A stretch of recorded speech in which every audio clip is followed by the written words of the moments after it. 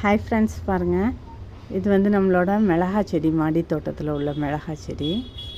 மிளகா காய்ச்சிருக்குது. இது நம்ம ஃப்ரெண்டு கொடுத்த செடின்னு சொன்னேன்லங்க, அதுதான். நான் இந்த தொட்டியில் ரீபாட் பண்ணதுக்கப்புறம் அது நல்லா வந்துருச்சு. அதுக்கப்புறம் அதில் உள்ள காய்கறியெல்லாம் பறிக்கலை. இன்னும் நம்ம காயை இன்றைக்கி பறிச்சிக்கலாம். இது பாருங்கள், மிளகா காய்ச்சிருக்கு. அதில்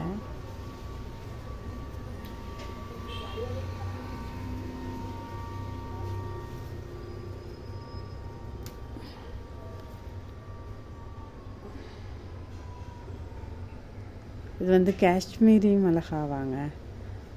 அது பழுக்க விட்டோன்னாக்கா அந்த மாதிரி ரெட் கலராக வரும் போல். உரப்பு ரொம்ப இருக்காது போல்.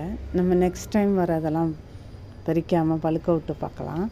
இந்த ஒரு டைம் பறிச்சிக்கலான்னு நான் பறிச்சிட்டேன். 5-6 காய் இருக்குது.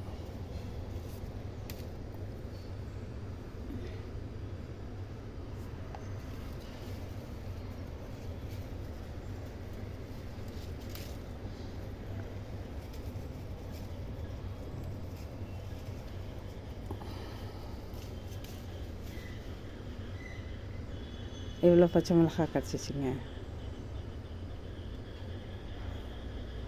இந்த பச்சை மிளகாவோட பூவெல்லாம் கீழே பார்த்து இருக்குது, மல்லிப்பூ மாதிரி ஒயிட் கலராக. இங்கே